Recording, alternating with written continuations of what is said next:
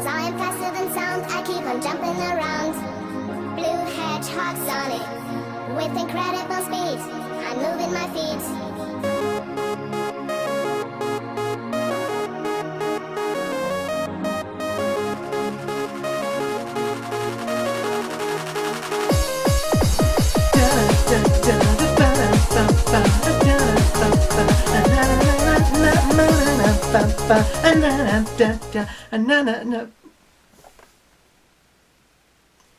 Aloha, everybody! It is I, the great Clement, and ladies and gentlemen, I am very happy because we have reached the end. At long last, we have reached the end. Back in February of 2010, I decided to start a retrospective in which I played every single game of one of my favorite game series of all time, that being Sonic the Hedgehog. And now here we are in January of 2020, almost 10 years later, and we're done. I finally played every single game I wanted to play. I finally caught up. I am done with the Sonic retrospective. Thank God. Oh, it is so surreal that I've actually gotten to this point. Oh my God.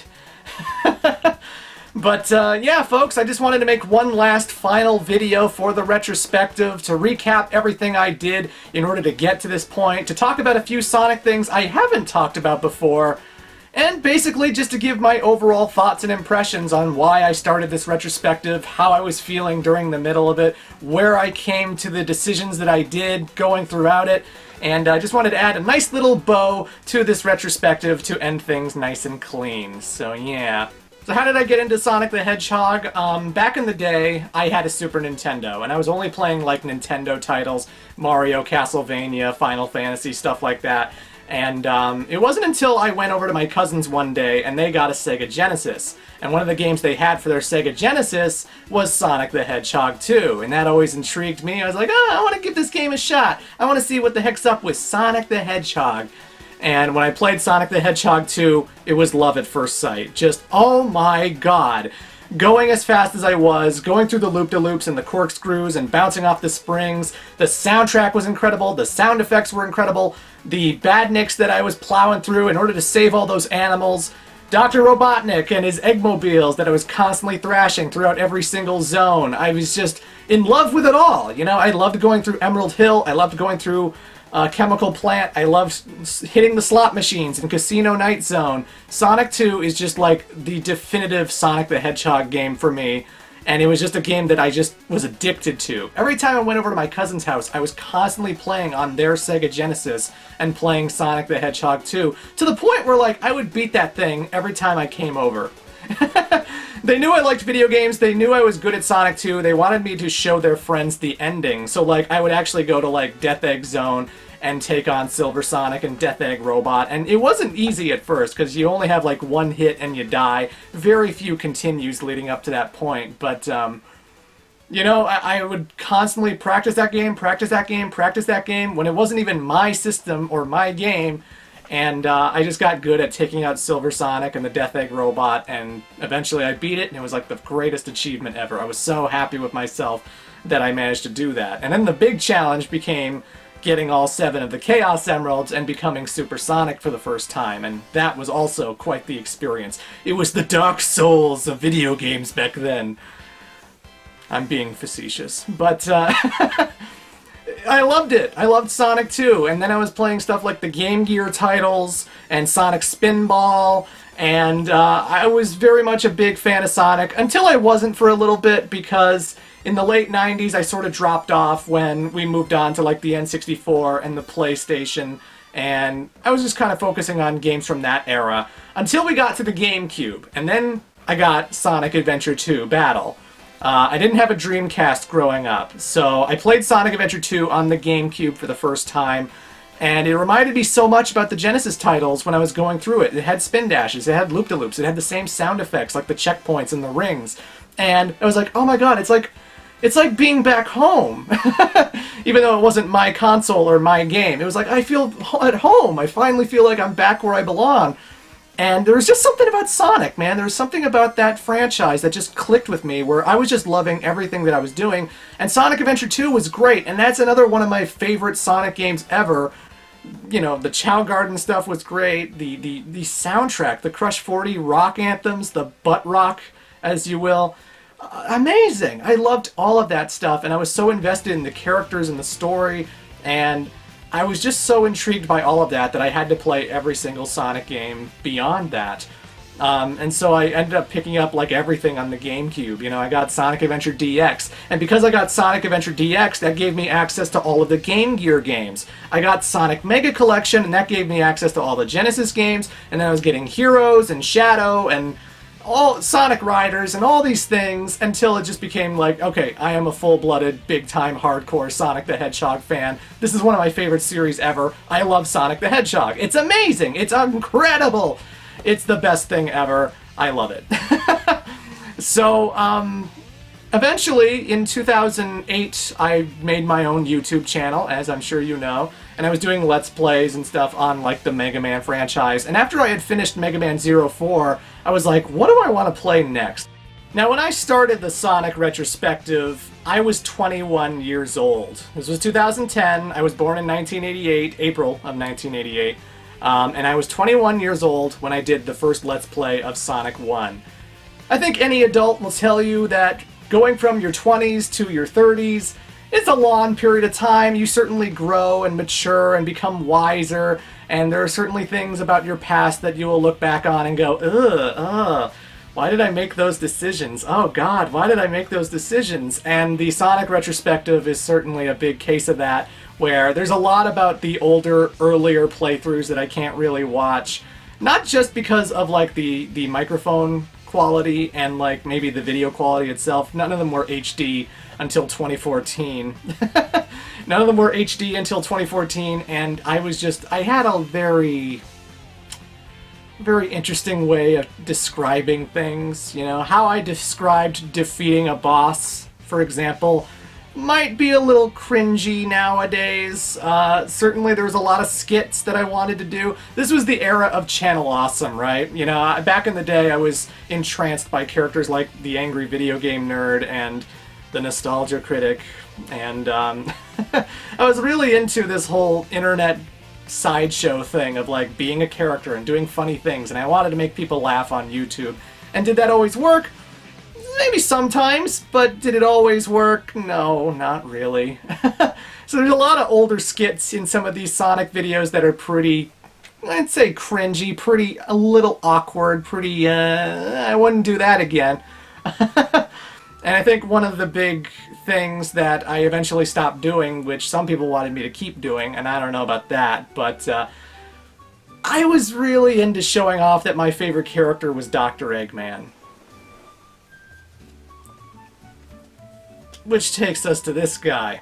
So during one of my birthdays, my friend Norm gave me this plush Eggman doll, which I still have, I still love to this day, and you know, I figured, like, I was doing the Sonic Retrospective, I have this plush doll, and I wanted people to know that my favorite character was Dr. Eggman, and I just thought it would be a fun idea, like, because I was really into doing skits and stuff. One of the things I did before the Sonic series was my How Clement Spent His Summer, and Clement Gets a Big Brother, or Clement Becomes a Big Brother kind of videos, where I was doing silly, dumb skits, because that's what you did in the late 2000s, early 2010s. That's what you did on the internet when you were trying to be funny and trying to have a community and stuff. And I thought it would be a fun idea, like, every time I beat a game, I'm beating up Dr. Robotnik, I'm beating up Eggman. Well, what if I did a silly voice and I just went, "Son of a bitch!" every time his plans failed, and I kept adding to the joke, changing the joke at the very end. And then when we got to the Sonic Adventure games, I thought, wouldn't it be funny if I just announced every single one of his Eggmobile creations with the Egg Hornet, the Egg Carrier, the Egg Viper, you know, all that stuff. And I went a little too carried away with it, to the point where this kind of became my identity on the internet. In fact, even today on Twitter, I feel like people will still tweet at me to let me know about some Eggman doll, some Eggman fan art, some Eggman cosplay, something Eggman related, because they still feel so connected to those older Let's Plays where I constantly shoved this guy in your face all the freaking time to be like, hey, Eggman! Eggman!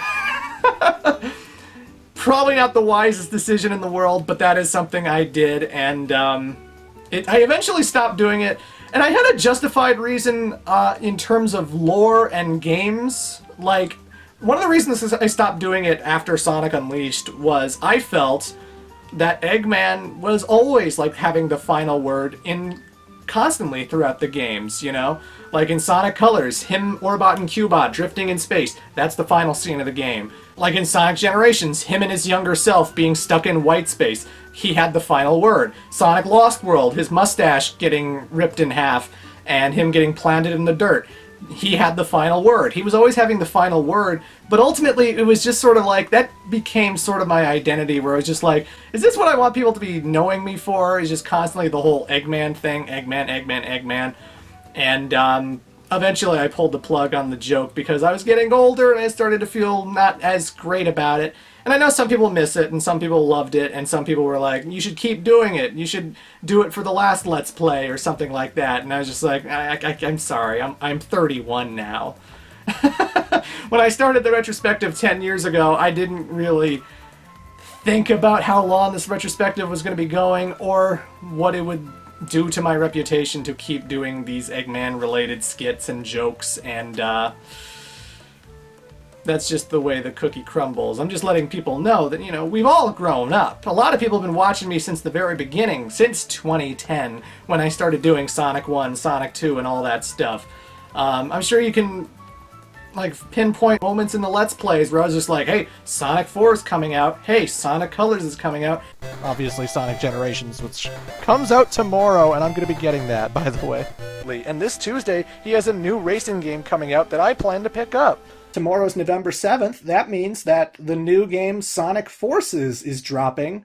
I remember when I was going through the retrospective, I was still very mad at Sonic 06. Keep in mind, this is early 2010. The game is basically like 3 or 4 years old at this point because it just came out at the tail end of 2006. It was still raw for me. You know, the nerve was still raw, and the fact that it had such a legacy of tarnishing Sonic's reputation, I kept building it up. I kept building it up like the Sonic 06 review was going to be like the best part of this whole entire retrospective. Like that was going to be the big event, the big thing that I wanted people to be ready for. So like I was always hyping it up even as early as the Sonic 1 LP. And I remember there was someone on YouTube who actually made a compilation of like every time I mentioned Sonic 06 in a previous LP to that review, where like I'd be playing through Sonic Advance 2's Music Plant, and I would just casually drop in like fucking Sonic 06, fucking I swore a lot more back then too. And the whole thought process behind that was I just wanted to hype it up so that when we eventually got to that game, it would be like this, we're finally here, I'm gonna unleash, I'm gonna unload, I'm just gonna let loose and just rage about how much I hate this game, because, you know, that's what you did on the internet, you know.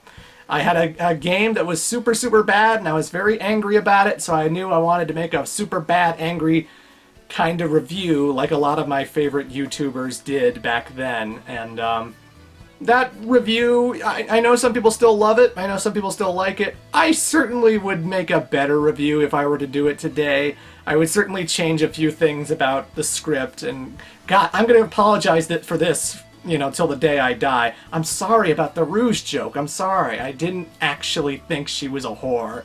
I was just looking for a dumb punchline, and at the time, 2012, I would have been like 23 years old when that review came out or something, so... Hey. If there was one thing I wanted to do with the Sonic playthroughs, because I felt like Sonic had such a bad reputation, was that I really wanted to show what these games were like when you were doing the best rankings, when you were playing them effectively. Because there was even, you know, some positive playthroughs that I was seeing on YouTube that weren't necessarily showing you how to get A ranks in Sonic Heroes, how to get S ranks in Sonic Rush, how to effectively play the game the way it was meant to be played. Because one thing that kind of bugged me about Sonic criticism in the late 2000s was that people would play it badly, they would play it wrong, they wouldn't understand how mechanics work, they wouldn't understand what you unlocked for doing basic stuff, and it felt like they'd never really invested any real time into their criticism or invested any real time into why the game was bad or whatever. And I knew that, like, so many people love the adventure games. People are still asking for Sonic Adventure 3. People are still asking for the Chow Garden to come back, you know?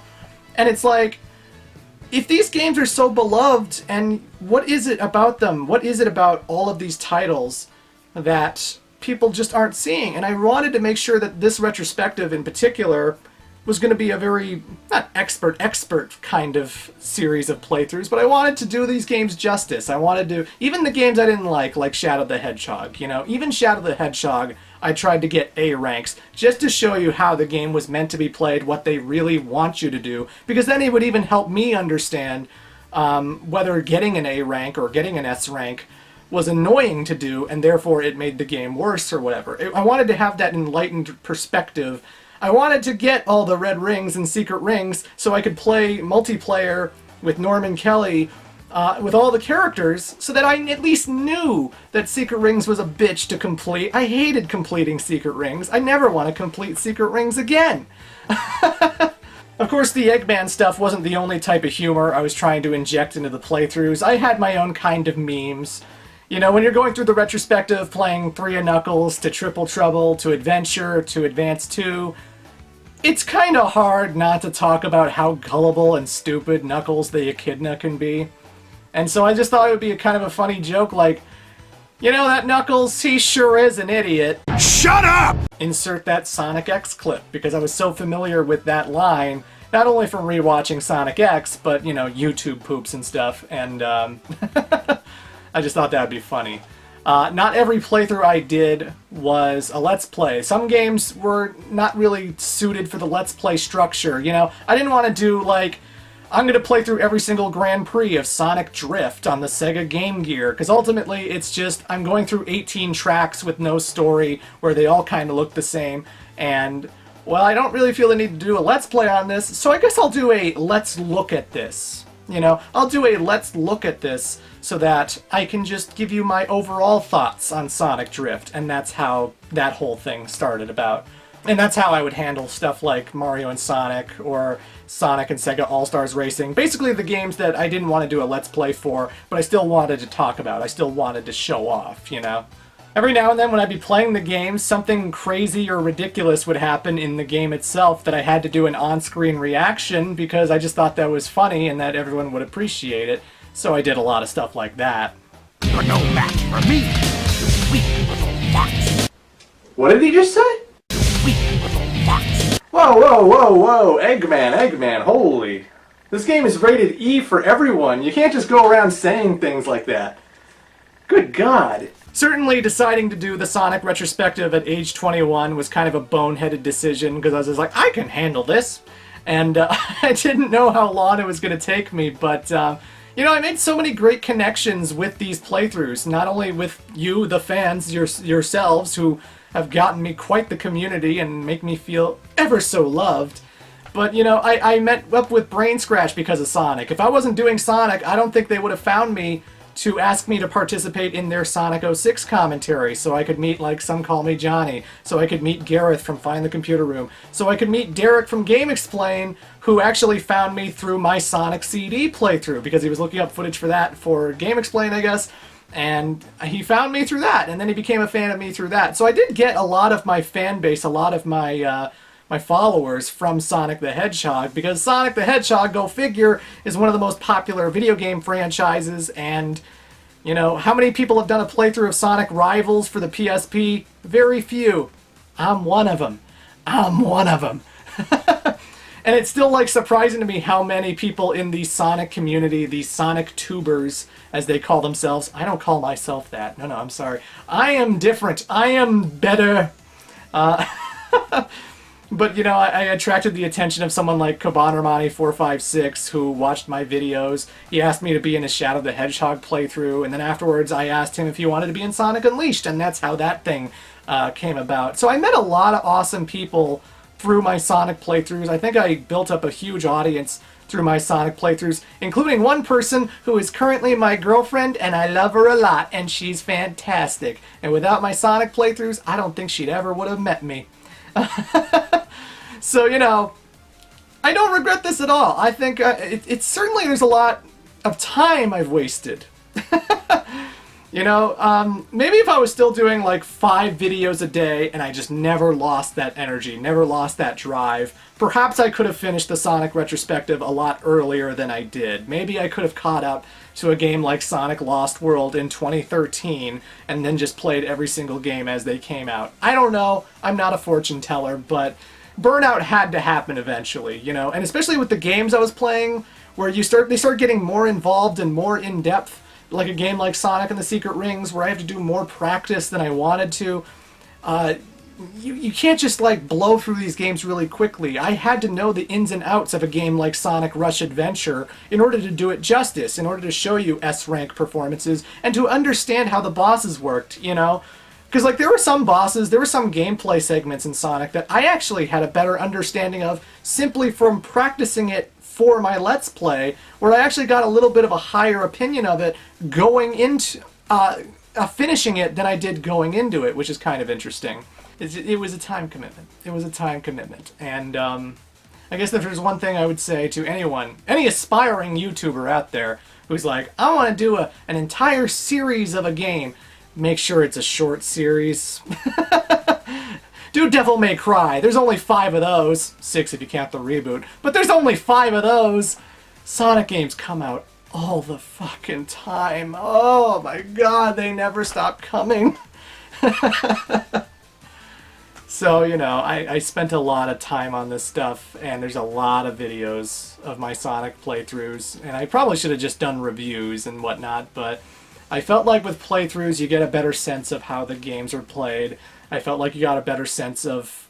There was a lot for me to talk about, a lot more for me to say when I was doing a playthrough. It's how I could gush about something like Rooftop Run whenever I'm playing a game like Sonic Unleashed and stuff, you know? This is why I Sonic. I am the great Clement, and this is why I Sonic. There's certainly some things, some aspects of it that haven't held up as well as I would have liked it to have held up, but... you know, this was just like a learning experience. This was one kid, not going through puberty, because I was 21 when I started this, but certainly going through life as an adult and becoming a better person while he plays Sonic the Hedgehog titles. And I've organized them all into 3 big playlists that you can watch forever and ever and ever until YouTube destroys my channel, which they could very much do one day. So you better download all your favorite videos before they get taken off. I don't know why that would happen, but it could happen. And, yeah. But of course, we have to address the elephant in the room. I haven't actually beaten every single Sonic game. There were a lot of Sonic titles that I did exclude from the retrospective. One of which was Sonic Spinball on the SEGA Game Gear, which I can never muster the will or energy to actually finish. I don't think I've ever finished Toxic Caves. There's just something about that game that just sucks the energy out of you whenever you try playing it. And I never even did like a one-shot video for it or anything. I just kind of glossed over it and instead focused on the Sega Genesis version because I was just like, that's the only version that matters. It's the only version worth talking about, so screw it. I'm not going to talk about the Game Gear Sonic Spinball.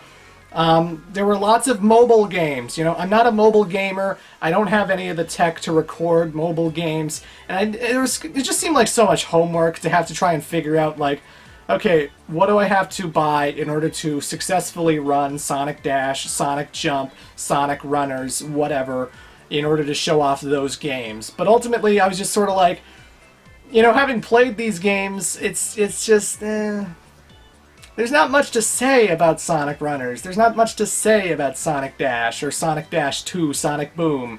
Any of the mobile Sonic games, like the other Sonic Forces that I could be talking about, they're just so simple and they're so basic that I just felt like doing a video on them was kind of pointless, and mobile games just weren't really my forte, so I kind of skipped all of those. Sega Sonic the Hedgehog is an arcade game, and until they port that to a console or something, you're not likely to see a playthrough of it. Tales in the Music Maker. I don't have a copy of that. And Sonic Schoolhouse. Sorry, Caro, I'm not playing Sonic Schoolhouse. There's a lot of stuff here and there that I haven't actually shown off just because, whatever, you know. So some people will say, well, then this retrospective's not complete. It's not complete. You didn't do Sonic Schoolhouse. I guess I haven't. I don't care. I'm ending the Sonic retrospective. It ends here. I don't care what games I've missed. I just want to address that elephant in the room. Although that's not to say there aren't some Sonic games I wouldn't like to talk about, because I do have some nostalgic things I want to talk about regarding some of the compilations. Specifically, Sonic Mega Collection. Oh, I played this a lot in high school. Basically a collection of all of the Sega Genesis Sonic games. This also includes Knuckles and Sonic 2, Blue Sphere, Flicky, as well as Rystar, which is a nice welcome surprise. The game came with all of the instruction manuals, so you can learn all about Robotnik's diabolical traps. Traps that are so punishing and constrictive that you'll need to reset the game. Sonic's not taking any changes. That's right, you keep the change, you filthy animal. But I love the extras menu because it came with a few videos as well as a gigantic collection of Archie Sonic comic book covers. And keep in mind that Mega Collection came out in 2002, so you're mostly going to be seeing 90s comics here. The all-new, all-different, grittier, darker Sonic the Hedgehog. Because he's dusting the house. I love that joke. When you're a kid, some of these covers are just very strange, and it makes you wonder what the heck is going on in these stories. You'll never guess where Sonic battles this time! Dude, I don't even want to know! Why is Sonic being attacked by a demonic horseman? Who the hell are these human commandos? If you're wondering why some of the Sonic fanbase can be really out there sometimes, I think it's because they grew up on these comics. Either way, anyone who owned this game knows, the music is so calming.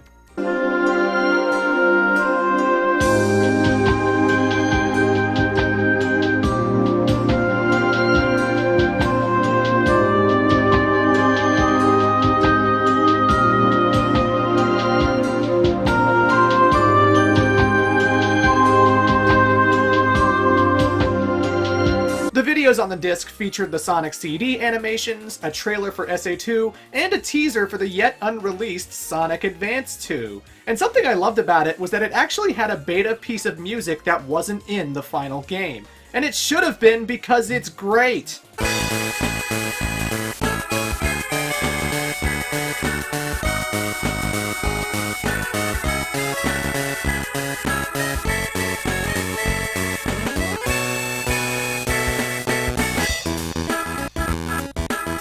And the final video is a very dated History of Sonic. When Sonic Advance is the latest game in your series, ha! Oh my god, we're not even close to the end. Still, it makes me nostalgic for that early time period when Sonic didn't have a stigma of bad games. There's also another game collection with Sonic Gems Collection. This featured a bunch of Game Gear titles, Sonic CD, Sonic the Fighters, and Sonic R. The last game still hasn't been re-released in any capacity, so this compilation is still my go-to whenever I want to play R. It has lots of concept art, including the cute concept pieces of the 90s where Sonic and Tails are being all adorable. And Gems Collection had some pretty fun remixes too.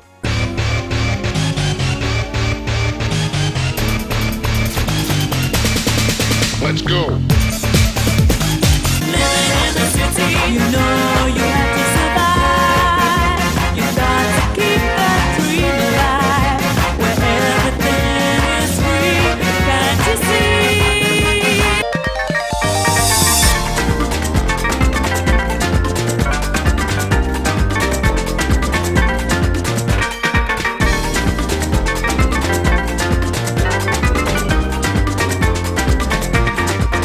But by far, the most interesting collection that was Sonic related was Sonic's Ultimate Genesis Collection.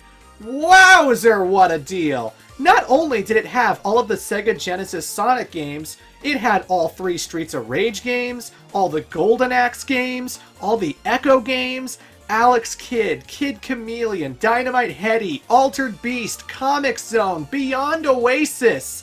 It even has all 4 original Phantasy Star games, including the first on Master System. So many goddamn games that it could have easily been called Sega Genesis, the game.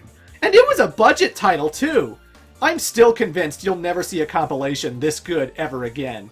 Game publishers, you gotta step it up and match this stuff. Absolutely amazing. And since I'm recommending games already, I thought it'd be a good idea, since we're ending Sonic here today, I should recap some of these games and tell you what I think about them. But, I'm excluding the bad ones. I don't want to talk about the bad ones. Who cares about bad Sonic games anymore? I just want to focus on the good. I want to focus on the games that made me a fan of this franchise to begin with, that are going to make you a fan of this franchise. Hopefully, your mileage may vary. But I wanted to recap all of the Sonic titles that I like, and all the ones that I would recommend that you should play. And I'm sorry if you don't hear one of your favorite games mentioned in this list. It's because I don't like it. Or I think it's mediocre and not worth recommending. Or it's trash and I hate it. It's a shit game. I'm sorry, your favorite game's a shit game, and that's why I didn't mention it. So let's get going! Sonic the Hedgehog. While it's nowhere near the best title in the series, I still gotta recommend the original game. This is where it all started, when it was just Sonic, Eggman, and a whole bunch of animals that he was putting into robots. Yeah, you missed the spin dash, yeah, Puke Bag Zone is kinda rough, yeah, some of the level design is pretty but it's still absolutely playable, and a piece of history. And I also recommend the Game Gear version, which, hot take here, I actually enjoy way more than the Sega Genesis version. I like the music better, I like the boss fights better. I played this all the time on my 3DS. It's actually my favorite of the Game Gear games, and I must have beaten it a dozen times. Flicky! Yeah, I consider this a Sonic game. And okay, it's basically just an old school arcade game. See how long you can last saving all of these baby chicks from a bunch of hungry cats. It's simple, it's basic, and I think it's a ton of fun. Not everything needs to be the deepest thing in the world. Sonic 2, my favorite video game of all time. Without this title, I probably wouldn't be a Sonic fan. While Sonic 3 and Knuckles does add a lot of great features to the formula, to me this was always the most fun to play. It's just short enough that you can beat it in one sitting. I don't find any of the levels drag. Metropolis is fun, you troglodytes! It's got the best multiplayer of the Genesis era, my favorite soundtrack of the era. Whenever I think of Sonic the Hedgehog's beginning, where this series came into its own, where it captured my attention, I think of Sonic the Hedgehog 2. To me, this game is perfection.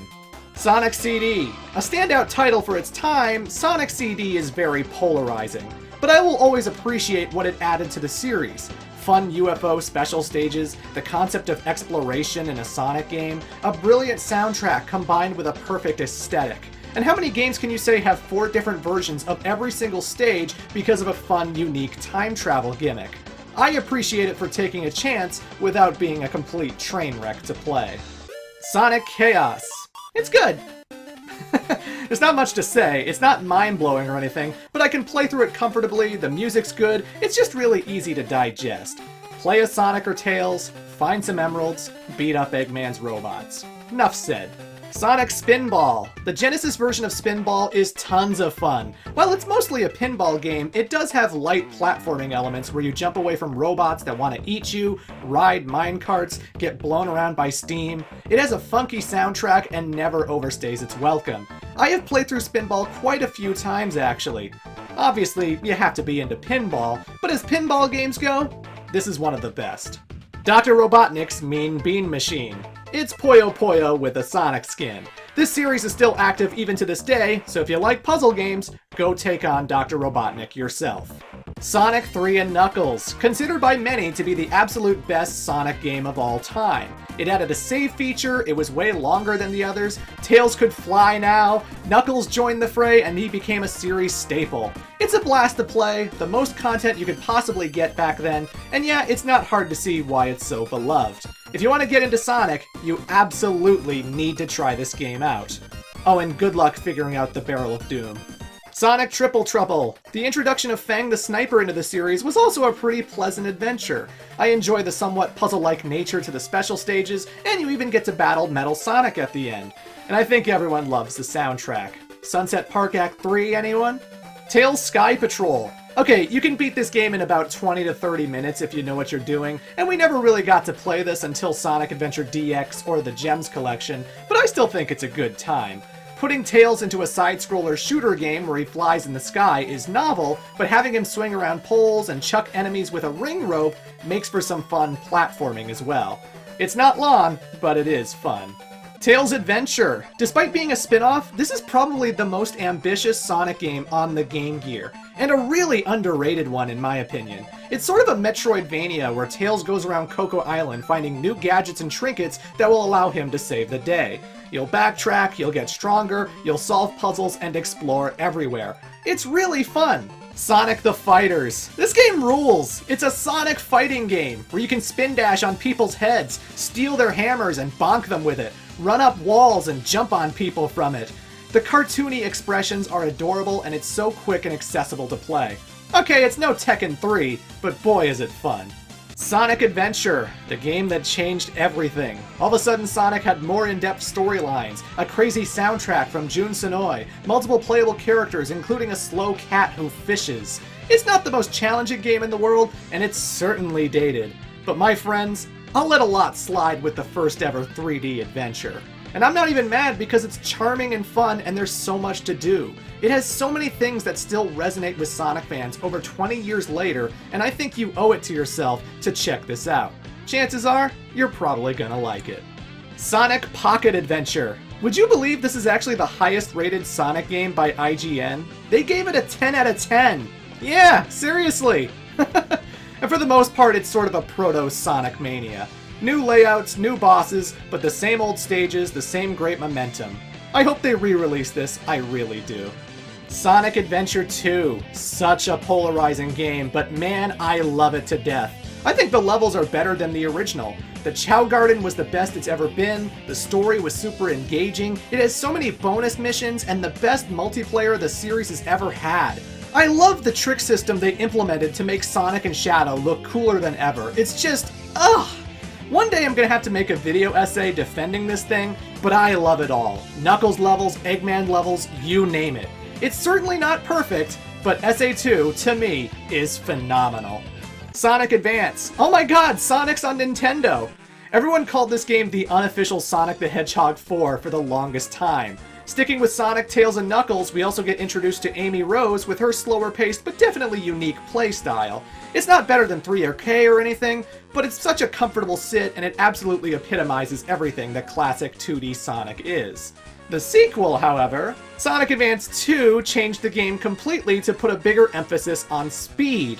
A precursor to what Sonic Rush would become, this game had you making giant bursts across the level while performing aerial tricks off of springs in order to reach higher platforms. It also introduced Cream the Rabbit, who became the most broken character in the whole entire series.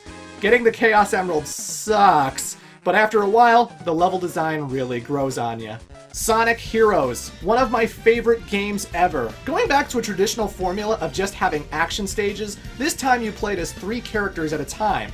One who runs fast, one who hits hard, and one who can fly. And man is it fun to switch on the fly to react to every situation, leveling up your characters to unleash all kinds of devastation on Eggman's bots. It still has the cool tricks, the fun level design, the incredible soundtrack. Every year that passes, I grow a bigger appreciation for this title. There's no Sonic game like it. Sonic Rush. Enter the boost formula. The first Sonic title on the Nintendo DS decided to make our Hedgehog a lot more capable, as not only can he get instant speed, but this boost can also plow through enemies. Add one of the best characters ever with Blaze the Cat, and a phenomenal soundtrack from Hideki Naganuma of Jet Set Radio fame, and you have one of the fastest, coolest handheld titles in the series. I don't want to breakdance too, Sonic. Sonic Riders. With an asterisk. This is a very unique racing game where Sonic and friends compete on hoverboards that acquire speed from getting lots of air. And this game has a very steep learning curve. How to jump to another track, what shortcuts you can handle, how to conserve your air. It's not simple and easy for a casual audience. But once you understand it, this game is a blast to play. It even has a fun story mode and a ridiculous amount of bonus content. It's great, but you gotta put in the work. Sonic Rush Adventure. This game adds a pirate gimmick where you sail the open seas and reach other islands to collect more materials to upgrade your crafts. Doesn't sound like Sonic, but at the heart is the Rush gameplay we all know and love. The gameplay is better than the original. Less bottomless pits, more side missions to do, and a fun sense of progression as you steadily build up your hub world. I recommend anyone check out this new venture. La la. La la. Mario and Sonic at the Olympic Games. If you must play any of these Olympic minigame collections, I think you'll get the most out of the first 3 titles. The original, Vancouver 2010, and London 2012. Those are jam-packed with season modes, party distractions, tons of dream events, and the ability to outrun Sonic as King Bowser. As long as you know what you're getting into, you and your friends can have a fun time playing together. Sonic Riders Zero Gravity, a lot more accessible than the original. You no longer run out of air just by racing around. When it comes to doing tricks, all you have to do is press jump at the tail end of a ramp. The game also has more characters, while still delivering on the story mode and bonus missions that'll keep you playing for a while. In some ways, I think the original game was more fun, but I feel you'll still have a pretty good time. Super Smash Bros. Every Super Smash Bros. Game is awesome. The end. SEGA Superstars Tennis. Did you ever want to play tennis with Sonic the Hedgehog? Well, here's a game for you. Sumo Digital's first crack at the franchise may be often forgotten next to their racing titles, but I honestly think this is one of the better tennis video games you can play. Tons of bonus modes, tons of customization options, it's really good, and that's all that needs to be said. Sonic Unleashed, with an asterisk. The story is fantastic. This is easily the best looking Sonic game ever. Yes, even in 2020. The boost formula worked wonderfully in 3D, and it was a truly revolutionary way to play as Sonic when the game debuted. But all of that being said, more than half of the game is dedicated to forced metal collection as well as Baby's God of War, as Sonic turns into a werewolf and engages in slow beat-em-up sections. And maybe you can get past that, but for people expecting non-stop thrills with their Sonic games, you should probably be cautious. But when Sonic Unleashed is good, holy moly, it's good. Sonic and the Black Knight. A Sonic title on the Wii, Sega figured, you know how we could use those motion controls? Give Sonic a sword! But this game is no throwaway budget title. I dare say it's underrated as you put Sonic in a linear rail platformer where you swing and block to your heart's content. The boss fights are fantastic. Being able to customize your abilities with all kinds of items adds a ton of strategy to the gameplay, and it's nowhere near as tiring as some people would have you believe. Black Knight has a lot of heart, and I think more people should appreciate it. Sonic and Sega All-Stars Racing. I may have recommended the Riders games, but this is where Sonic racing games finally became legitimate. Everyone will tell you Transformed is better, but I honestly think the original game had the advantage in so many ways, like the graphics, and car handling, and how you unlock the characters. In 2010, I vastly preferred it over Mario Kart Wii and other contemporaries. You want something fast and fun to play? Then pick this one up. Sonic the Hedgehog 4. Oh boy, here we go. Yes, I like Sonic 4. I understand that it doesn't have the same momentum and feel of the original Genesis titles, but what is there is perfectly acceptable. This is a game that got rid of the boost, the ranking systems, brought back classic badniks, and returned to basics. Simple 8-hit Eggman boss fights, fun music, good level design with stages that don't overstay their welcome. Whenever I was bored, this was an easy game to spend my time with. Now that we have Sonic Mania, can we start enjoying this for the novelty that it is? It's okay. The bad game can't hurt you anymore. Sonic Colors. After the 2000s, Sonic Colors was the breath of fresh air that the franchise needed. No longer did players have to worry about werehogs and guns and other bad gimmicks. Just a simple Sonic game about running fast, doing tricks, and using the new wisps to stop Eggman from conquering the world. It was funny, it was the best looking game on the Wii, and with things like the Egg Shuttle, it was infinitely replayable. This game did not ruin Sonic, it rejuvenated him. And I also recommend the DS version. It's basically Sonic Rush 3 as it plays identical to the previous two, minus Blaze the Cat. It's thrilling, the level design isn't dickish, and it's arguably the best Sonic game on the DS. Sonic Generations. A love letter to Sonic the Hedgehog. This game combines the beautiful simplicity of the Genesis era with the high-speed thrills and excitement of today. Spanning zones from numerous games in Sonic's history, this thing is pure fan service, backed by the most competent game design this series might ever have had. There's almost nothing for me to dislike here. If you want to get into Sonic, you don't just want to try this game, you need to play Sonic Generations. If you can't like this, you probably won't like Sonic. And while not as good as the HD version, I think the 3DS version was also pretty great. I appreciate that it had completely different zones and bosses, so it didn't just feel like a handheld duplicate. Sonic and All-Stars Racing Transformed. It's been ages since Diddy Kong Racing came out on the N64. Transformed is the sequel we all waited for. A kart racing game, but more. You drive cars, boats, and planes that go through racetracks which are constantly morphing and changing with every single lap. It is so fast, and there are so few racing games like this on the market. Also, you can play as Danica Patrick, because why not?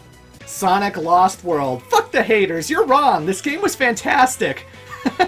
Look, I won't lie, it's definitely unorthodox. Seeming to take more inspiration from Mario than it does Sonic, this game is slower than what came before and instead focuses on momentum-based movement where you run along walls and climb trees and stuff. But that's what makes it fun! This is the most interesting thing the franchise has done with 3D movement since Sonic Heroes, and I welcome that innovation. The levels are just as long as they need to be, and the Deadly Six are fun villains. You guys are just mean. Completely underrated. Sonic Boom, Fire and Ice. Not every Sonic Boom game was bad. Sanzaru Games absolutely made a winner with their second attempt on the 3DS. Fire and Ice has high-speed gameplay where you're switching between 5 different characters, homing attacking robots, swinging around with a laser whip, and constantly changing your body with the fire and ice elements. When you hit a jump towards a body of water and switch to ice just in time to freeze and run on top of it, so satisfying. There's no forced item collection, the bosses are fun, the cutscenes are pretty cute and faithful to the show. Fire and Ice isn't mind-blowing, but it's a real good time regardless. Sonic Mania, a game by the Mania for the Mania. Taking heavy inspiration from Sonic 3 and Knuckles, this game truly feels like the Sonic 4 people have been waiting for over 20 years. The momentum is right, the music is phenomenal, you have all the playable characters you could want, multiple routes, tons of secret special stage rings, great bosses, great level design. The only knock I have for Mania is its lack of originality, really. But in 2020, if you want to get someone into Sonic, this is the game you point to. And finally, Team Sonic Racing. While it wasn't the exact Transform sequel that fans might have wanted, it still delivers where it counts. The soundtrack is incredible, being able to customize your cars is a welcome addition, and the team mechanic is a really unique way to play a kart racing game. I love the idea of tailing my friends and handing them items in order to boost all 3 of us as a single unit. When it's fast, it is fast, and I still have a great time playing this thing. So if you're looking for a good kart racer in 2020, I would definitely recommend Team Sonic Racing. And there you go, ladies and gentlemen. Those are the good Sonic games, the ones I recommend, the one that made me a fan of this franchise. The series is really, really good. Most of the time. And so, if you want to get into Sonic, I would definitely recommend all of those. But, yeah, folks, I guess it's time to wrap this up. It's time to put an end to this whole thing, this whole shindig. Yeah, that's Sonic. That's Sonic the Hedgehog. I'm done. And I know, some of you were chiming in the comments saying like, oh, Clement, you're not done. There's going to be another Sonic game. They're going to be announcing another one. You're not done. Yeah, there's going to be another Sonic game. For sure there's going to be another Sonic game. But am I done? Oh, I'm done. Oh, I'm done. I don't know what the next game's going to be called. I don't know what type of game it's going to be. They haven't announced it yet. And so I'm not obligated to make a Let's Play of a game that doesn't exist. I am actually done. The retrospective can stop. And because it can stop, that to me is done. And it's a relief. I could just play what I want. I can finish Final Fantasy XII like I said I was going to ages ago. Although that's not to say that I'm done with Sonic. Maybe madness will strike me and I'll be like, I should talk about the cartoons. Who knows? I don't know what the future holds for my channel, and especially with Sonic stuff. And maybe when I do future Sonic stuff, maybe they'll be in 1080p with 60 frames per second. The entire time I had barely any guest commentators, and the frame rate was always 30 frames, and I was always at 720p, even at the very end when I was doing Sonic Forces. I'm sorry. You know, making videos ain't fucking cheap, kids. I need a good computer, and I need good internet, and I suck. I know. And I'm not a professional YouTuber. I don't think I've ever been a professional YouTuber. I feel like a lot of the stuff I do is rank amateur compared to my contemporaries, and I'm always amazed. I'm always surprised that so many people watch me, that so many people tuned in to see what I had to say about that new Sonic game where you can customize your own avatar to wear a miniskirt, you know. It's strange. It's very, very strange. I've gotten a lot of fun fan art over the years, mostly of the Eggman variety in the early days, because again, Eggman was my identity. But even stuff like when I did Sonic and the Secret Rings and someone gave me fan art of me, Kelly, and Norm playing through the multiplayer and playing that mini game where you have to shovel the coins out of the area without waking up the Djinn. That was pretty fun. You know, I got a lot of nice fan art of my avatar from Sonic Forces, so anytime that kind of stuff pops up on my Twitter timeline, it's like the most heartwarming thing ever. It's the most wholesome thing ever. Yeah, I still consider myself an amateur. I still don't really know what it is a lot of people see in me.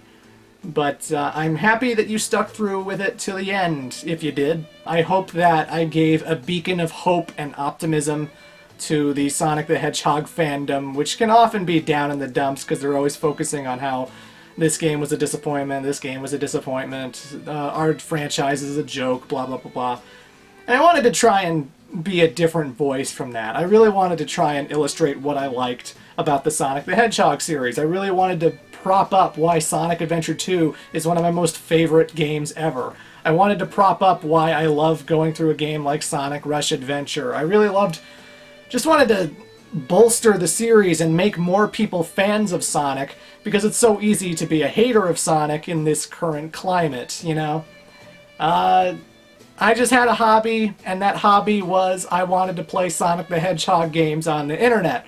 And as it turns out, a lot of you people wanted to watch that. So yeah, folks, that's Sonic the Hedgehog. I want to thank everyone who followed me. I want to thank all the friends that I've made along the way. It has been quite the journey indeed, and it's just interesting what, you know, any kind of piece of media, whether it's Sonic the Hedgehog, Mega Man, whatever, can do to a fandom. You know, what it can do for a community, what it can do to bring people together. No matter how many bad games Sonic the Hedgehog releases, I feel like it always has a community around it that's willing to fight for it. I feel like it's always brought people together in a way that very few video games have, and I'm just glad I could be another contributing factor to that bucket of water that is the Sonic fan community. So, yeah. Hope that wasn't too sappy or stupid, but yeah, that's my final note. It's been a crazy 10 years. I am the great Clement. I'll see you at the next Sonic game, whenever that may be. Toodles.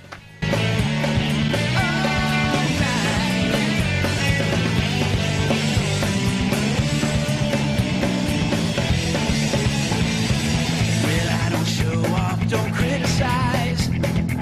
I'm just living by my own feelings, and I won't give in, won't compromise, 'cause I only have a steadfast heart to go. I don't know why I can't leave, though it might be tough, but I ain't out of control, just living by my word. Don't ask me why, I don't need a reason. I got my way, my own way. Doesn't matter now what happens, I will never give up the fight, long as the voice inside drives me to run and fight. It doesn't matter who is wrong and who is right.